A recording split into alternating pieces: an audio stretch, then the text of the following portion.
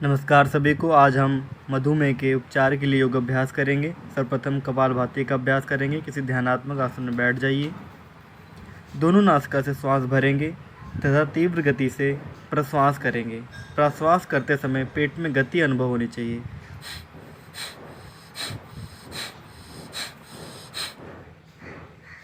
नासिका, नेत्र, कर्ण व मस्तिष्क को शुद्ध करती है। शरीर में ऑक्सीजन को पर्याप्त मात्रा में पहुंचाती है। ताड़ासन। समस्त स्थिति में आइए। दोनों हाथों को ऊपर लेकर जाइए। दोनों उंगलियों को मिलाइए एक दूसरे से। हथेलियों को पलटिए, ऊपर की तरफ लेकर जाइए। कंधों की सीध में अपने एड़ी वाले भाग को तल से ऊपर की तरफ ले जाइए। खींचिए ऊपर की तरफ। पूरा मेरुदंड का भाग सीधा होना चाहिए। ताड़। ताड़ शब्द का अर्थ होता है पेड़ या खजूर। इस आसन के अभ्यास से स्थायित्व या शारीरिक दृढ़ता प्रदान होती है। या खड़े होकर किए जाने वाले सभी आसनों का आधार है। यह आसन एक निश्चित उम्र तक लंबाई बढ़ाने में भी सहायक है। दोनों एड़ी को नीचे लेकर आए, दोनों हाथों को नीचे लेकर आए, हथेलियों को पलटिए, दोनों हाथों को नीचे लेकर आइए। कटी चक्रासन। दोनों हाथों को कंधे के सामने ले आएं, लेकर जाएं दाईं तरफ। हाथों में समान दूरी बनी रहे तथा श्वास को छोड़कर श्वास को सामान्य कर लिए और वापस आते हुए दूसरी तरफ लेकर जाइए। हाथों को कुछ देर इसी अवस्था में होल्ड करके रखिए। इस आसन का प्रभाव रीढ़ की हड्डी, कमर, पेट व कंधों पर पड़ता है, जिससे इन भागों की अनावश्यक चर्बी खत्म होती है तथा इनकी कार्य क्षमता बढ़ती है। इस आसन का नाम है पवन मुक्त आसन। सर्वप्रथम दोनों पैरों को एक साथ उठाइए। घुटने को मोड़ते हुए वक्षस्थल के पास लेकर आइए। दोनों हाथों से शिन मसल्स जो होती है उसके ऊपर पकड़ लीजिए। ठुड्डी या नाक को स्पर्श कीजिए घुटनों के बीचों बीच। 30 से 2 सेकंड तक होल्ड करें। इस आसन का पूरा प्रभाव पेट पर पड़ता है, अतः पेट की पाचन, अवशोषण व निष्कासन की क्रियाओं को ठीक करता है। घुटनों के जोड़ों में लचीलापन उत्पन्न करता है। वापस आ जाएं, जिस स्थिति में गए थे उसी प्रकार से वापस आना है।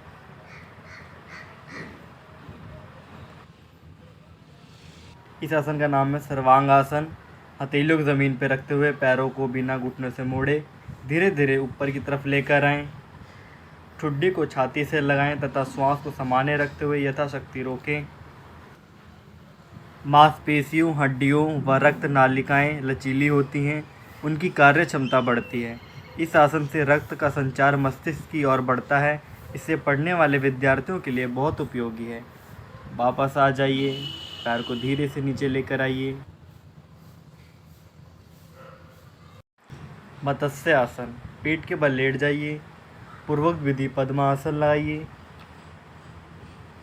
हाथों को पीछे की ओर ले जाते हुए हाथों सारे गर्दन को मोड़ें तथा माथे को लगाने का प्रयास करें ज़मीन से। दोनों हाथों को पैरों के अंगूठे को पकड़ें तथा कोहनियों को ज़मीन पर लगाएं। नितंब के भाग को नीचे की तरफ रखें। पेट के भाग को अधिक से अधिक ऊपर की तरफ उठाएं। मत्स्य आसन से रीढ़ की हड्डी, पैर, घुटने के जोड़, पेट, छाती व गले पर प्रभाव पड़ता है। वापस आ जाइए जिस प्रकार से गए थे। दोनों पैरों को सीधा कीजिए,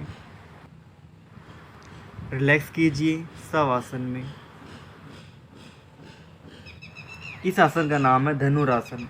दोनों पैरों को घुटने से मोड़ते हुए कमर को ऊपर की तरफ ले जाएं। दोनों हाथों से पीछे पैर के टखने को पकड़ें और ऊपर की तरफ खींचें। छाती व जंघाओं को अधिक से अधिक उठाकर ऊपर की ओर खिंचाव दें। यह आसन शरीर के सभी अंगों को पुष्ट करता है। शरीर में रक्त का संचार ठीक रहता है। शरीर से अनावश्यक चर्बी दूर होती है तथा पूरा शरीर सुंदर व सुडौल बनता है। रिलैक्स कीजिए थोड़ी देर। इस आसन का नाम है शलभा आसन। दोनों हाथों की हथेलियों को नीचे की ओर रखें। पैरों को बिना घुटने को मोड़े हुए ऊपर की तरफ उठाएं। यथाशक्ति रोकें। इस आसन का पूरा प्रभाव शरीर पर पड़ता है, इसलिए पूरे शरीर में रक्त का संचार ठीक करता है। मांसपेशियां लचीली और सुदृढ़ होती हैं। शरीर का मोटापा कम होता है। अनावश्यक चर्बी दूर होती है। इस आसन का नाम है भुजंग आसन। दोनों हाथों की कोहनियों को मोड़कर कंधों के नीचे रखें। श्वास भरते हुए छाती के भाग को उठाएं। धीरे धीरे नाभि तक ऊपर उठा दें।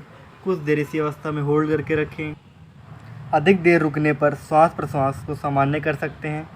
फेफड़ों की शक्ति का विकास होता है, जिससे ऑक्सीजन की उचित मात्रा में पूर्ति होती है। शरीर में रक्त संचार ठीक प्रकार से कार्य करता है।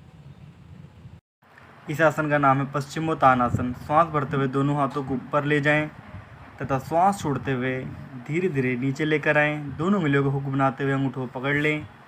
कोहनियों को ज़मीन पर लगाएं। माथा या ठुड्डी घुटनों के बीचों बीच लगाने का प्रयास करें। अधिक समय रोकने के लिए श्वास को सामान्य कर दें। इस आसन के अभ्यास से शरीर का मोटापा कम होता है, पेट कम होता है, शरीर सुदृढ़ व सुंदर बनता है, मन शांत होता है तथा जिससे शरीर की गृहता व कार्य क्षमता बढ़ती है। वापस आ जाइए जिस प्रकार से गए थे। अर्ध मत्स्येंद्र आसन।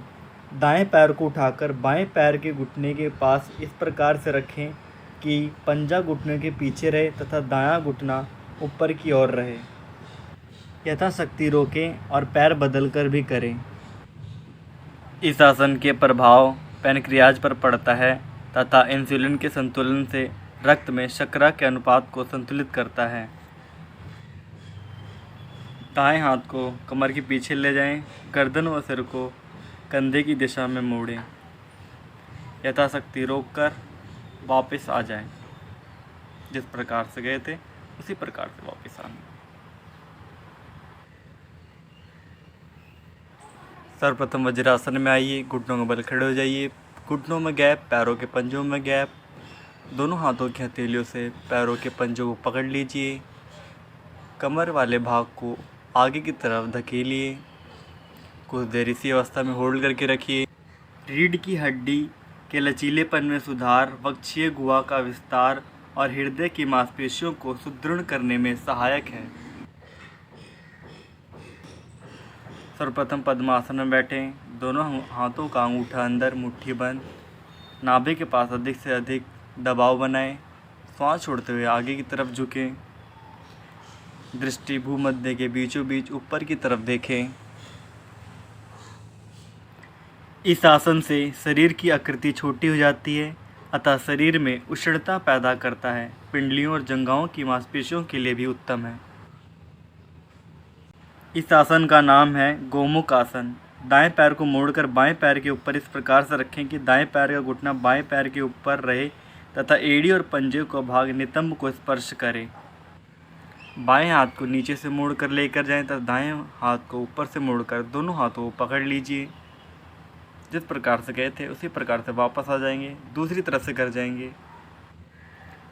इस आसन से ऊपर वाले हाथ की ओर का फेफड़ा पूरा खुल जाता है तथा नीचे वाले हाथ की ओर का फेफड़ा आंशिक रूप से बंद हो जाता है, जिससे वायु दाब फलस्वरूप फेफड़ों के छिद्र एयर से खुल जाते हैं तथा ऑक्सीजन की पर्याप्त आपूर्ति होती है तथा अस्थमा एवं मधुमेह में लाभ होता है। दृष्टि सामने की ओर रखें। जिस प्रकार से गए थे उसी प्रकार से आ जाएंगे नीचे। इस आसन का नाम है शवासन। दोनों पैरों में 1 फुट का अंतर रखें तथा एड़ी अंदर, पंजे बाहर की ओर रखते हुए बिल्कुल स्थिर अवस्था में छोड़ दें। दोनों हाथों को हथेलियां ऊपर की तरफ रखें। नेत्र कोमलता से बंद करें तथा मन में थोड़ी देर के लिए श्वास पर केंद्रित करें।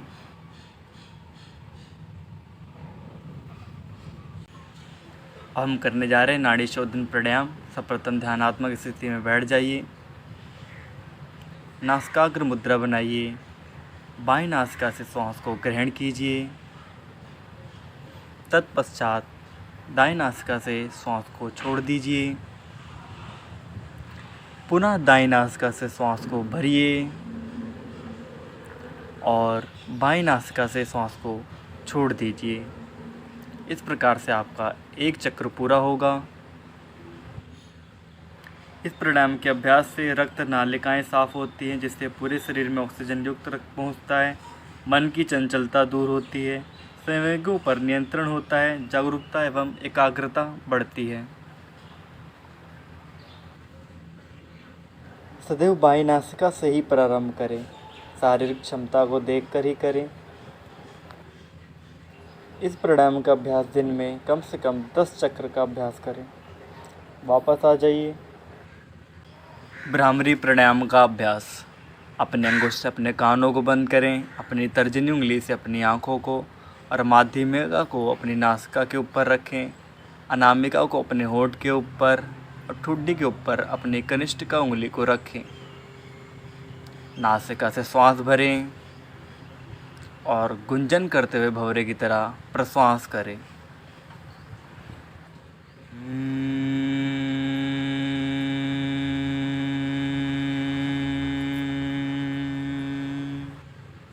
इस प्राणायाम से वाणी में मधुरता आती है। इसका कंपन का प्रभाव मस्तिष्क में न्यूरॉन्स की सक्रियता पर पड़ता है, अतः स्मृति बढ़ती है, तनाव दूर होता है। यह प्राणायाम व्यक्ति के लिए काफ़ी लाभकारी है। जिस अवस्था में गए थे उसी अवस्था में वापस आ जाएंगे। अब हम ध्यान का अभ्यास करने जा रहे हैं। आंखें कोमलता से बंद करें तथा पैरों के बीच में अंजलि मुद्रा रखें। अपने मन को सभी चक्रों पर ध्यान लगाएं। अपने ध्यान को श्वास पर रखें। जागरूकता पूर्वक श्वास को ग्रहण करें और जागरूकता पूर्वक ही प्रश्वास करें। कोई भी श्वास बिना जागरूकता के ना आपके भीतर प्रवेश कर पाए, ना ही बाहर आ पाए।